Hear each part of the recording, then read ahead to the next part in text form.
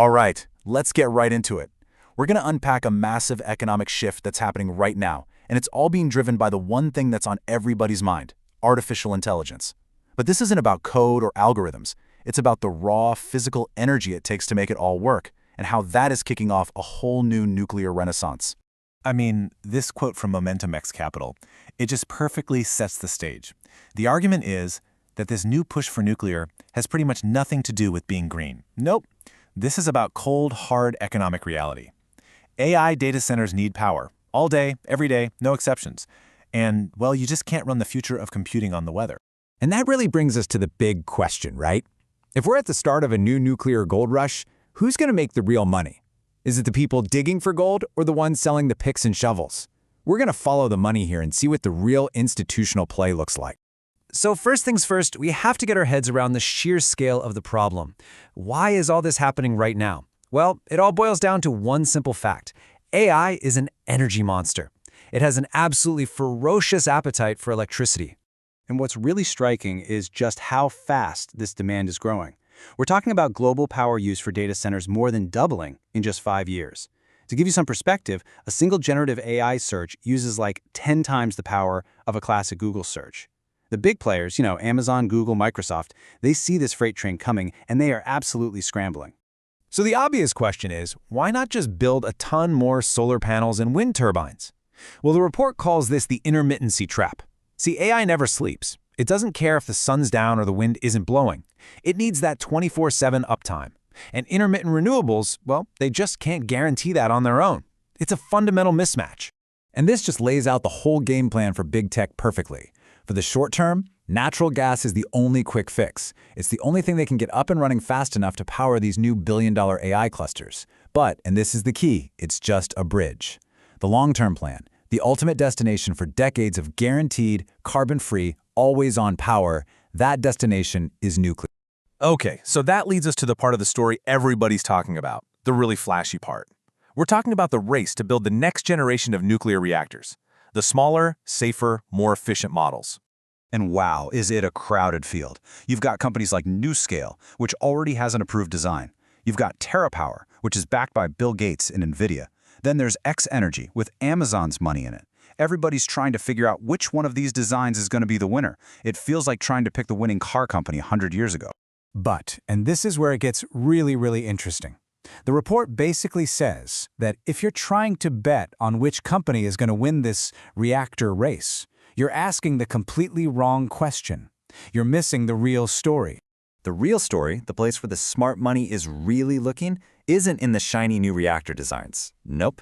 It's in the kind of boring but absolutely essential non-negotiable parts of the supply chain. We're talking about the hidden choke points that everybody is going to need, no matter which reactor design comes out on top. So let's talk about the first and most fundamental choke point there is, the fuel itself. I mean, it's pretty simple. You can't run a reactor, old or new, without the fuel. And when you look at the supply and demand here, it's pretty stark. Global demand for uranium is on track to double by 2040. At the same time, Goldman Sachs is already projecting a massive supply shortage for the next 2 decades. This puts a company like Cameco in an unbelievable position. Not only are they a huge miner, but they also have a monopoly on the facility in North America that converts raw uranium into the stuff that's ready for enrichment. But digging the stuff out of the ground is just step one. The second choke point is a little further up the value chain, and that is the enrichment process itself. So here's the crucial detail. Pretty much all of those exciting, newfangled reactor designs, they require a special, more powerful kind of fuel called HALEU. And here's the kicker.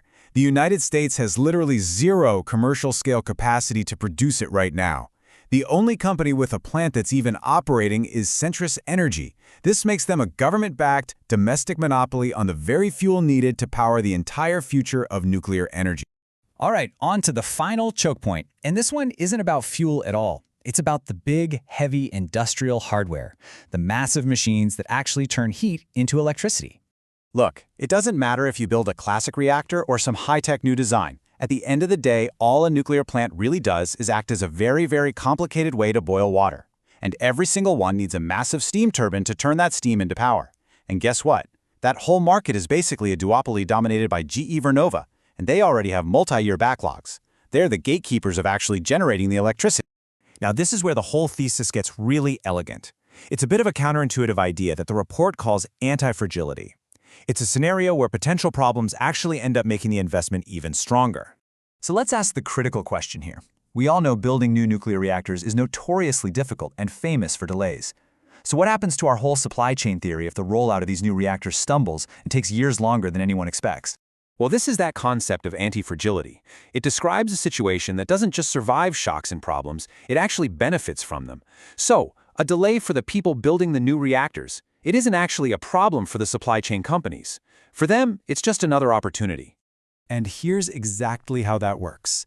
If the new reactors get delayed, that crazy, insatiable demand for 24/7 power from AI, well, it doesn't just go away. So utilities have no choice but to extend the lives of their old existing nuclear plants.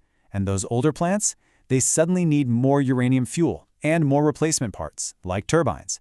So demand for what the choke point suppliers are selling surges. They win if the new reactors get built on time, and they win if they're delayed. So let's pull all this together.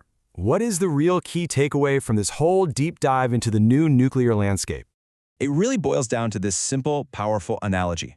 Instead of trying to pick the one car company that's going to win the race, which is a huge gamble, the argument is that you should own the toll booth, own the essential infrastructure that every single car in that race is forced to drive through. And that leaves us with the final, pretty provocative thought from the source material. It basically says, if you know that fuel and equipment suppliers control these choke points, and you know that the demand is essentially guaranteed, and you know that the big inflection point is maybe just 24 months down the road, why wouldn't you be interested in those networks today? It is a powerful question to think about as this new energy landscape takes shape.